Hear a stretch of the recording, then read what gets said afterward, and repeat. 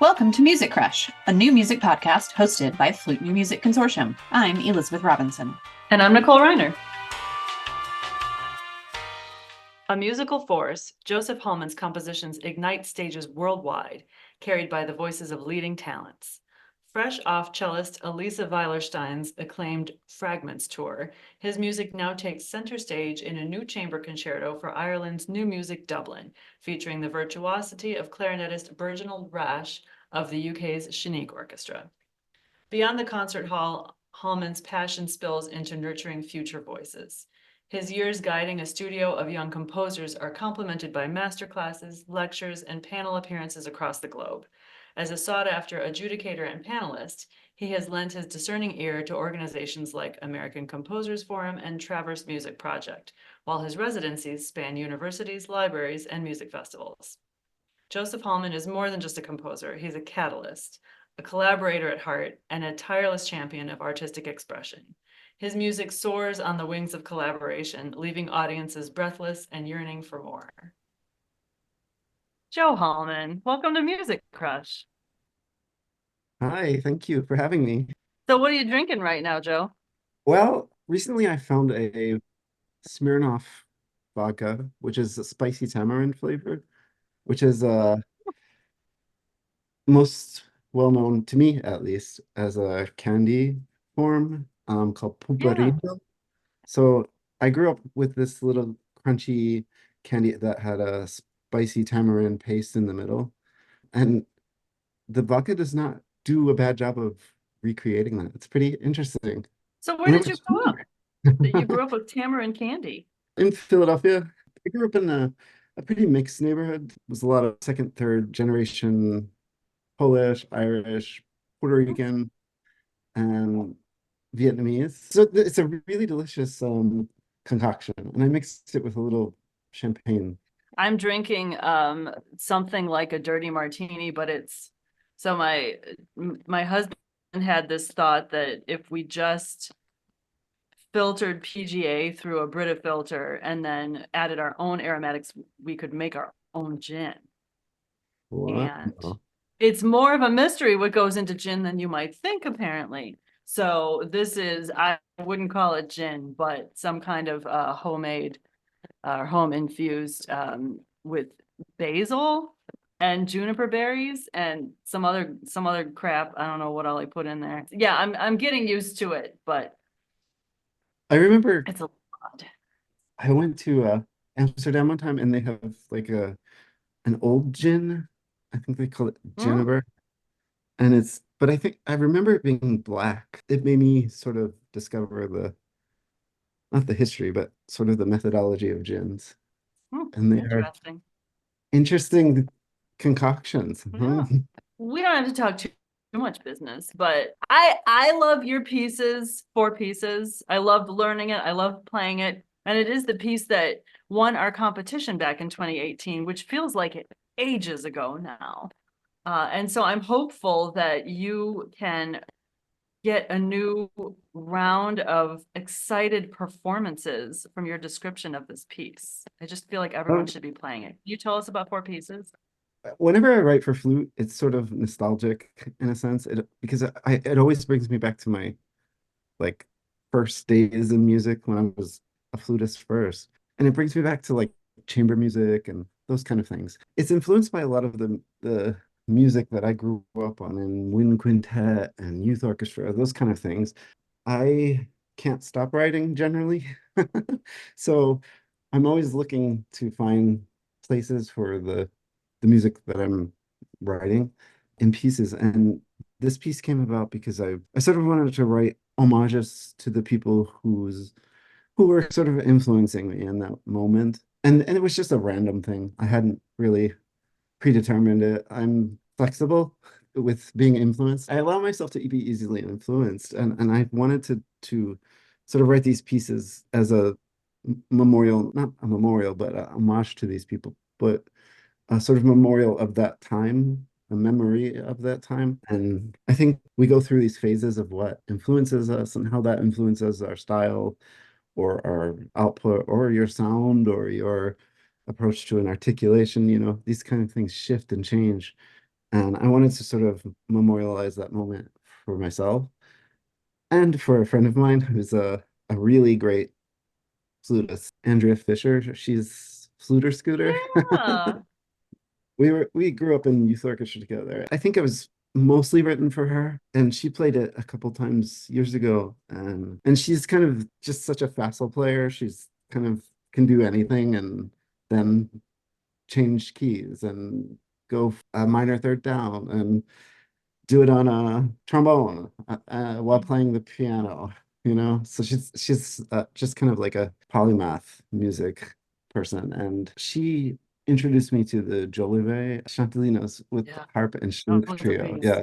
I was really into Jolivet, and then I think all of us do now in this digital age. Once you find something you like, you kind of become obsessed with it and find everything done by that person, and then in my case let it influence you. For flute, I think like he's one of the greatest composers for me in my mind. Just the way he uses flute is Yeah. something I wanted to commemorate as well in this song, or in this piece.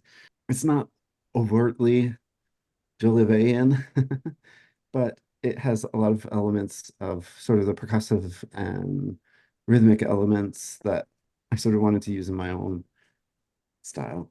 And so that for Jolivet, it's so great. It's got so many fun, funky runs and lots of pianissimo high notes and lots of full-throated low Bs. I'm not such a great flutist anymore that I can play it, but when I do try to play it, I always feel like athletic or something. It's got a lot of internal energy in each of them, I think. Yeah. And they're all so different. And then one is for David Lynch, because at the time, again, I think I had just discovered Twin Peaks and then went through his entire film catalog. And of course, Twin Peaks is like the pop version of David Lynch, I guess. And the other stuff is just so deep and dark and weird. I kind of wanted to bring elements of that. And in fact, there's a very simple melodic element. It's just two pitches, which is from the Twin Peaks soundtrack. I think uh, it's the one that ends with the whistle tone too. Yeah, I became enamored with his style there for a while. I love the idea of chance and letting the thing do the thing. Then the other one was for Nico Muhly. I had asked him to send me one of his operas, The Two Boys, I think it's called. Really beautiful. He's such a great composer. He has such a way of creating this motoric energy that is it's just it's so nice, and he does it in a way that is not always so obvious but still gives you that kind of like chaga chaga feel. Hmm. I love that.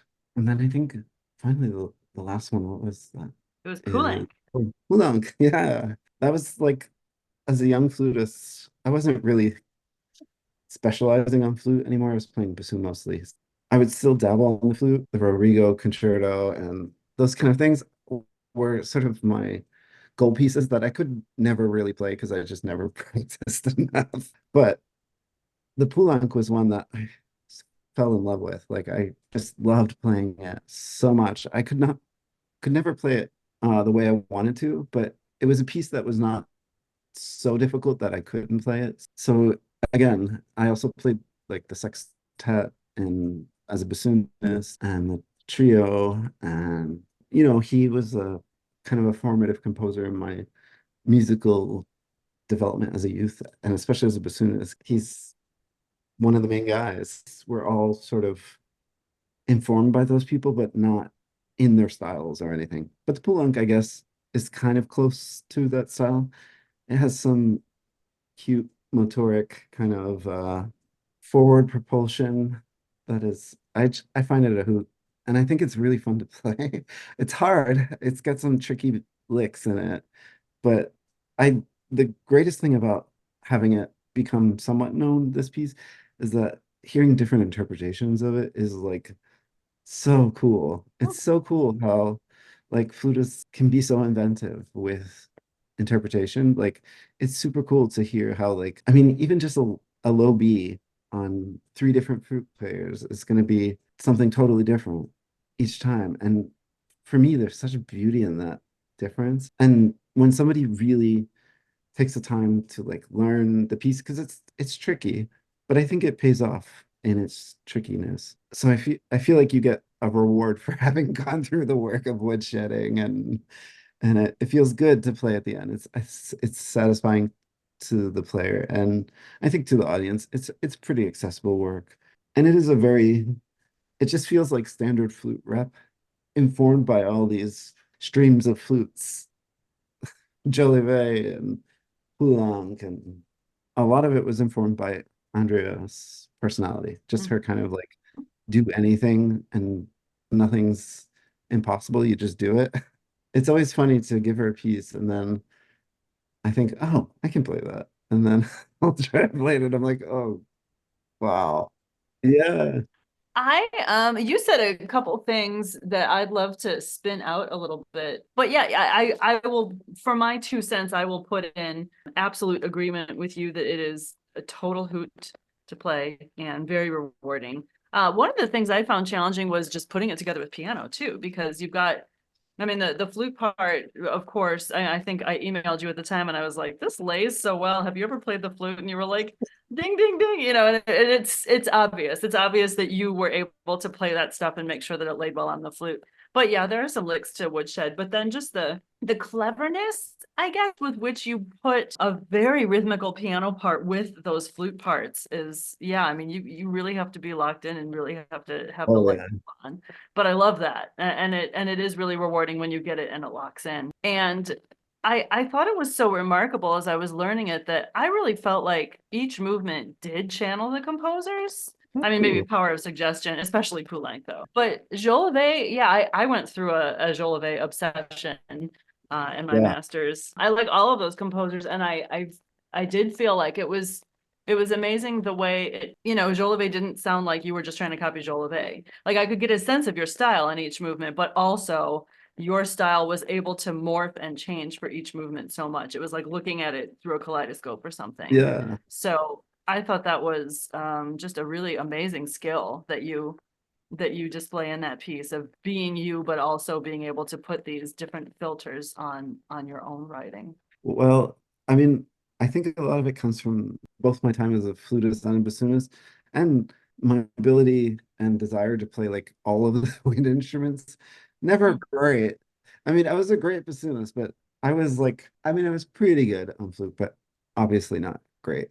But I got to play a lot of chamber music and was exposed to a lot of this growing up. So now it's sort of in my musical DNA. Like I can't get rid of it if I want to. Sometimes I'll like try to stop my brain and just do something totally different. And I'm just like stuck in the halls of my youth. Oh, lucky you to have those as your hall. I feel privileged for having like been exposed to so much music when I was a kid. It was very transformative. Totally. Chamber music too. I mean, anybody teaching chamber music to pre-college, I feel like I want to give them the biggest bottle of Advil I can find. Oh It's hard. yeah, It's hard to teach young students that. So, totally. Well, this was like a called the Settlement Music School in Philadelphia. oh yeah. And it was for kind of more advanced students. So it was pretty good. Like I played all the standard woodwind quintet rep, the Francais, Barber, Poulenc. Like it was a good training for like not only chamber music, but music in general, like being exposed to so many styles and Did you know that Jolivet has written more than once about how flute was his favorite wind instrument? yeah, And he yeah. thought, he was like writing, these ancient histories of violence and, wild animals and just like playing So playing cool. bones in caves or whatever. He used to talk about the caves a lot and how the first flutes were just hollowed out bones. So he had this weird, idealized kind of fascination with the flute being the most ancient and having ancient history built into the instrument. That's very cool.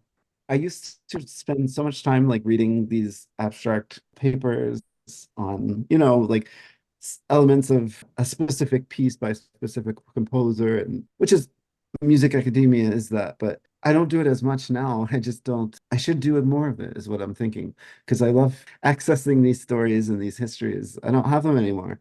But it's good that podcasts like this exist so that you can remind us. That reminds me of my curiosity from, over time, kind of cyber stalking your different bios online and different phases in your career. You have taught at the college level, but you also, at one point, when we were emailing, when I was learning for pieces back in 2018, 2019, you had a 9 to 5 at Penn's College of Liberal and Professional Studies.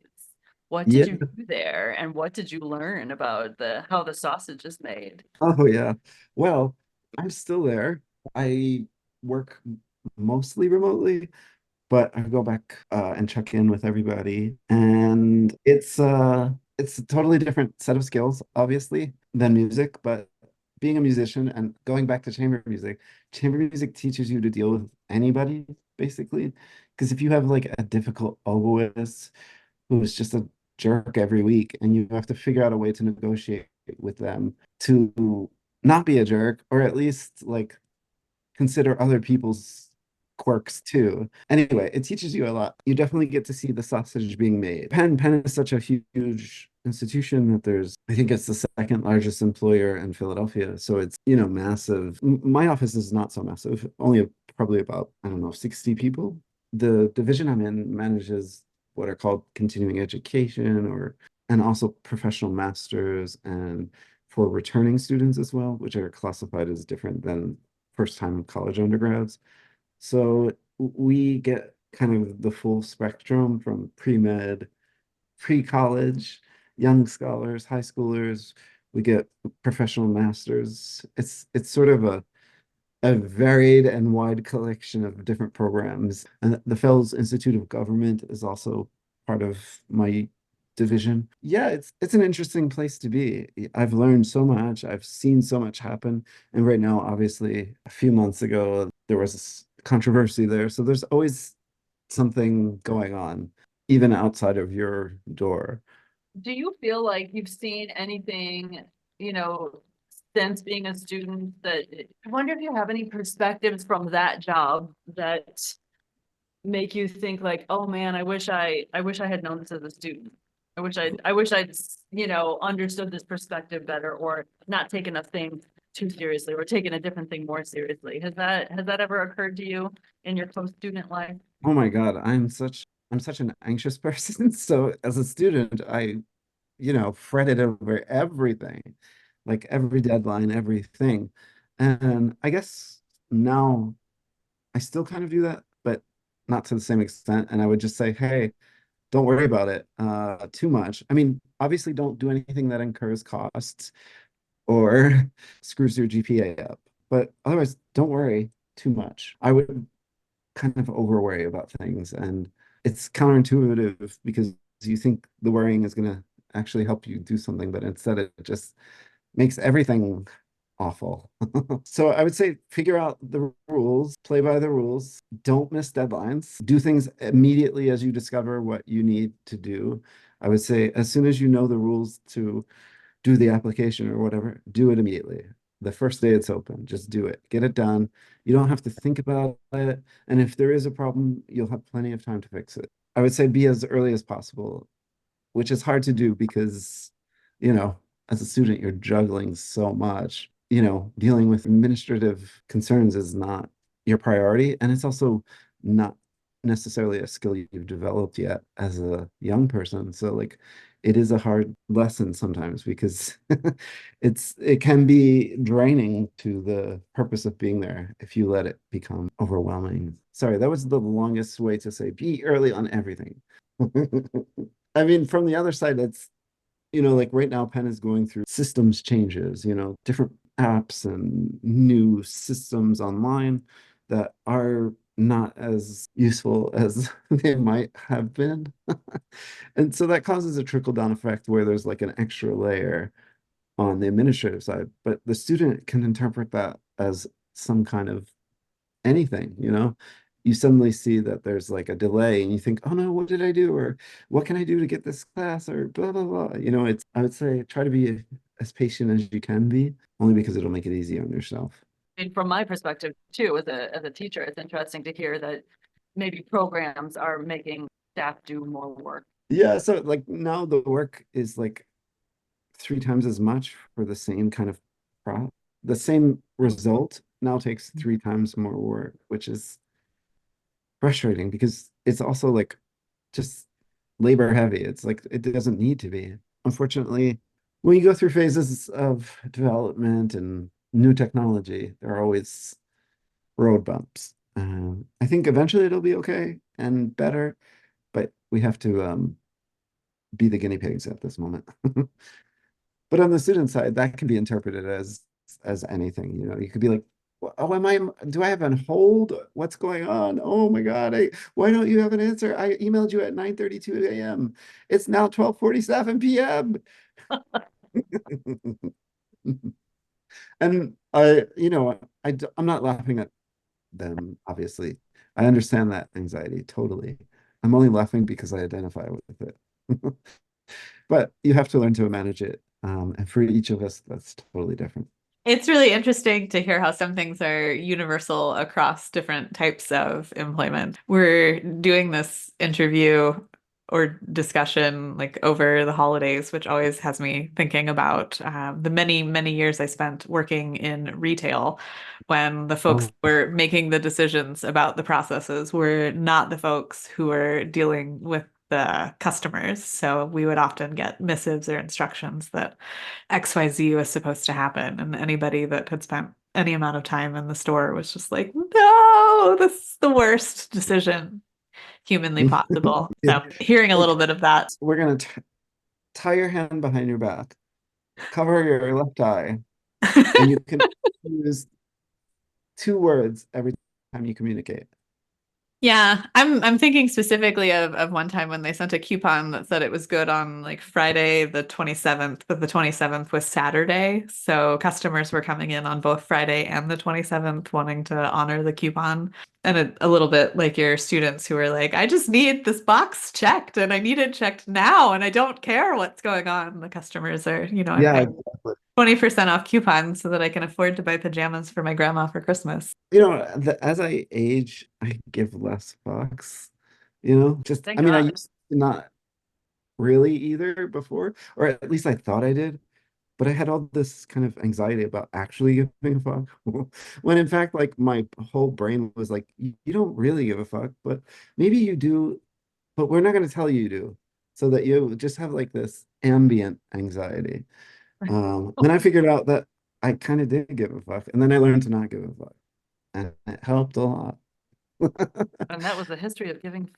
Yeah, I mean, I think in your youth, when you don't understand how decisions are made about anything ever, there's like this, I think this is bullshit, but what if I'm wrong too? I Mhm. mean, I used to go through that, like, Oh, this seems like bullshit, but I don't want to be the one who gets caught out and it turns out it was bullshit, but it took me 20 years to figure that out. Yeah, I think there's a lot of that.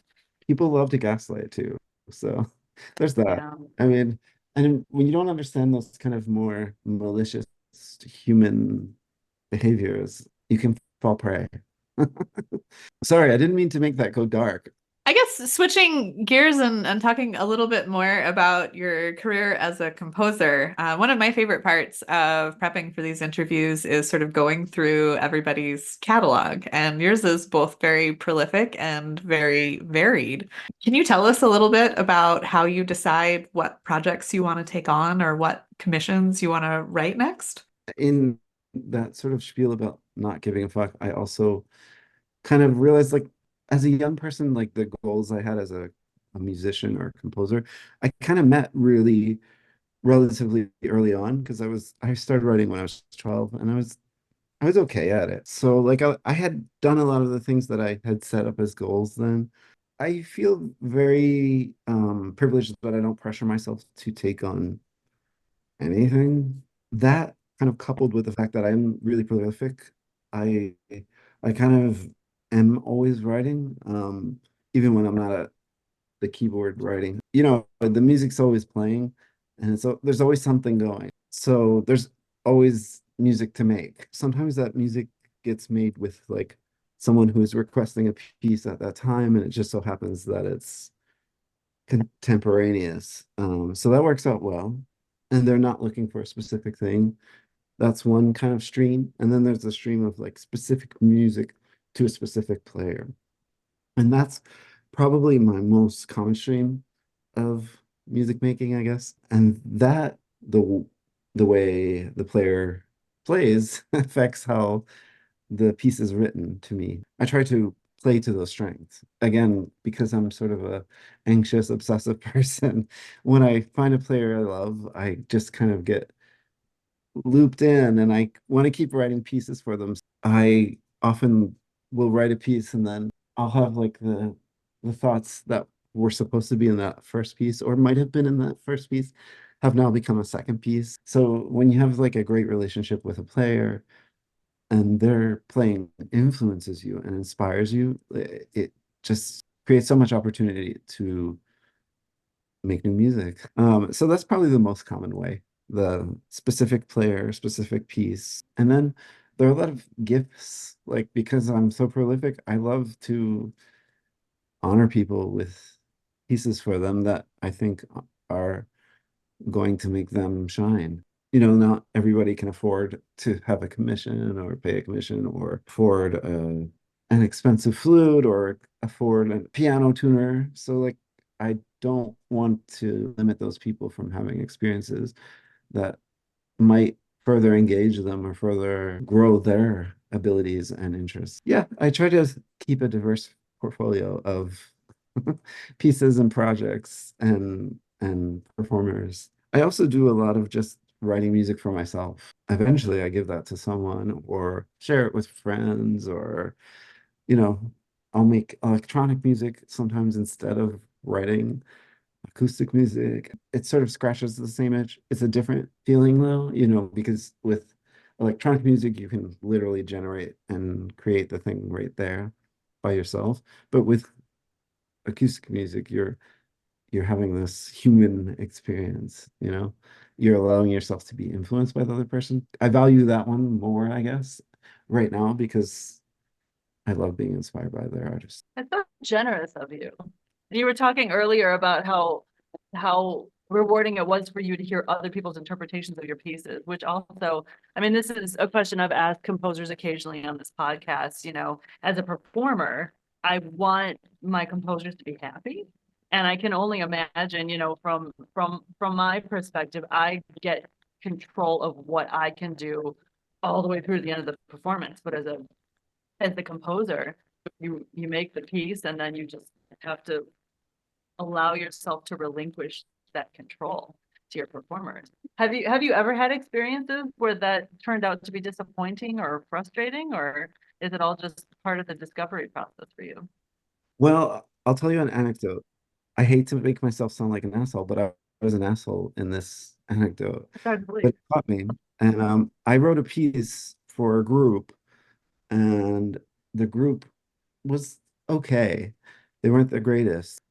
And the conductor was kind of not a good rehearser and didn't really bring what could have been brought out. And this was the early days of the internet, and I had like a stupid blog, and I kind of slagged the conductor off, and I didn't say any names, but I just said, "Oh, just stupid, not mean thing." Oh, well, I guess it is mean, but I was like, "Oh, how can she be so unimaginative about this? Blah blah blah." And why, how can you miss this subtext? Blah blah blah.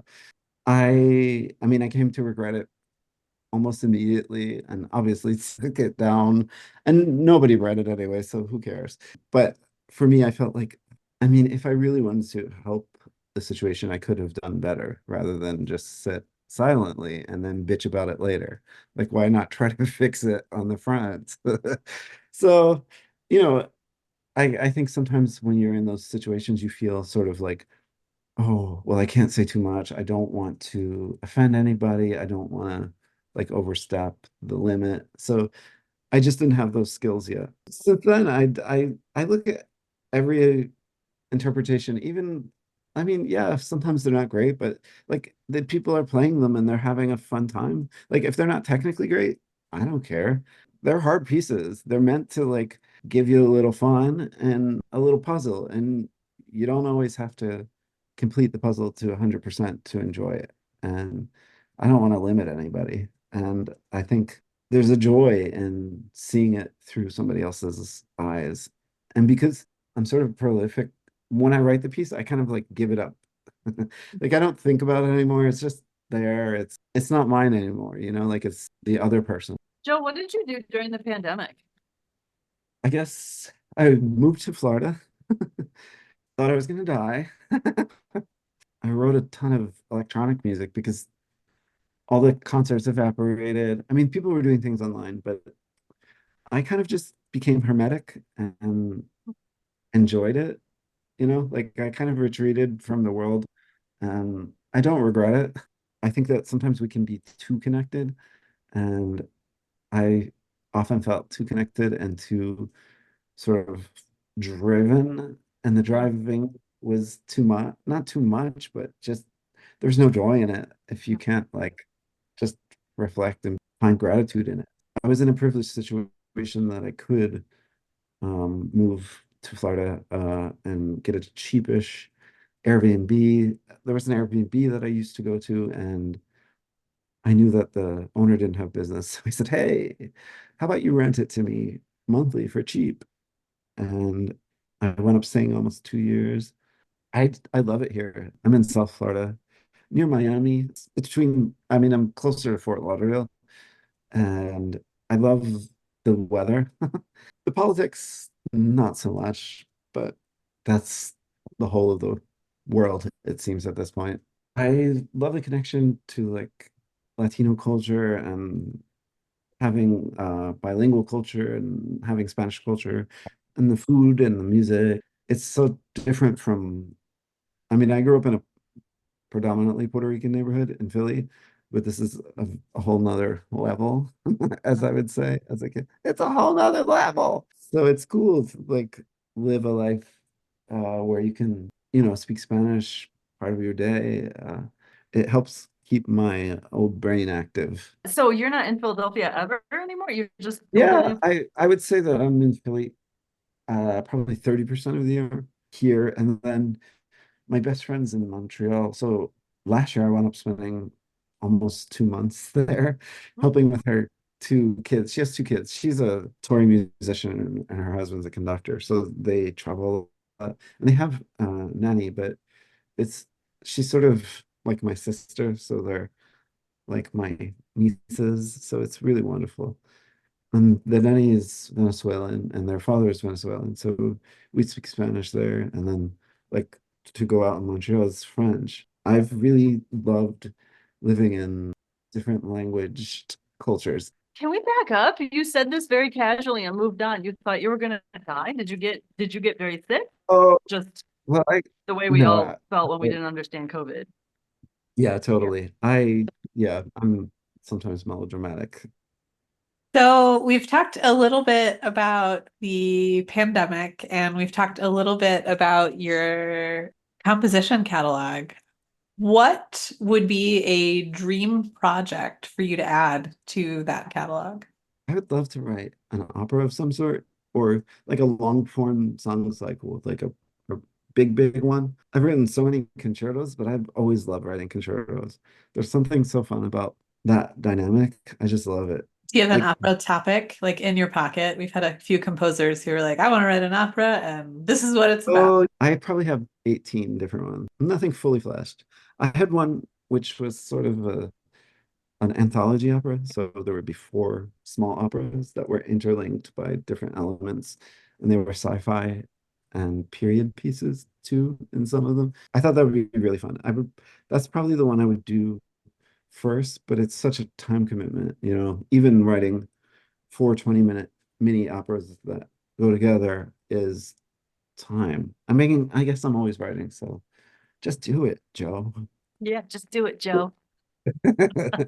I have a friend who's been for years pushing me to write an opera about Jonestown as well. And interestingly enough, my partner is Brazilian Guyanese, grew up, not too far from Jonestown. What's on your workbench right now? Well, I'm writing a chamber concerto for a clarinetist who wanted to shine a light on the E flat clarinet. So it's a Mhm. concerto for B flat doubling E flat. So it's alternating movements, B flat, E flat, B flat, E flat, B flat, E flat, and it's a chamber concerto. So it's like 6 or 7 players. So yeah, I've been working on that. And I recently just finished a piece for 5 bass clarinets, 2 alto clarinets, and a contrabass clarinet, a low clarinet choir Wow. for the same E flat clarinet player. Also is a loves B flat. He's like an auxiliary guy. So anyway, I also wrote that for him. When are you gonna have a chance to write for that weird of an ensemble? I mean, I guess it's not weird. It's just getting 5 bass clarinets together and a contrabass clarinet and 2 altos. Oh, I think it's a really cool piece. I hope it's gonna be done. It might be done in the International Clarinet Association Oh, in in Dublin? Dublin. It might be, but I'm not totally sure. This has been a hoot. It's been really great catching up with you, Joe. Last question we always like to ask our guests. Can you name 3 pieces of music that you're listening to right now? Oh yeah. I hate to say that it's Christmas time because it's will come out in the spring or whenever, but it's such a I listen to it so much that it's on the rotation. Heavy rotation. Asalto Navideño. It's a vintage salsa album. It's from the 70s, probably 72, 73. It's in 2 volumes and it's 2 famous salseros from Puerto Rico, and it's such a classic, and it's got so much great rhythm and like soul. I just love it. So during the holiday season, I kind of listen to it every day in the morning to wake up. It's a good one. I would definitely recommend it. Like you'll enjoy it even if you don't speak Spanish, you'll totally vibe with it because a lot of it is repetitive. The lyrics don't matter too much to like the rhythm and the sense of kind of like festiveness it Yeah. inspires. So that is probably the one that I've listened to the most lately. And then I'm a big fan of Björk, the singer, Mhm. and she put out an album a couple of months or years ago called Utopia, and it's sort of this the concept is like a feminist re-understanding of the world built in clouds. And so the whole thing is like a flute septet throughout the album with flute and electronics. It's a really cool album. It's called Utopia. So I've been revisiting that lately because there is a song on it that is it's a very wintry. It's called Body Memory, and it's sort of got flutes flutter tonguing and kind of skittering underneath it. It's so cool. It's really great flute scoring. Like she's a total badass composer. And it's so cool to hear how she plays with flutes. And a third one, a heavy rotation song here is Crystalline by Björk again.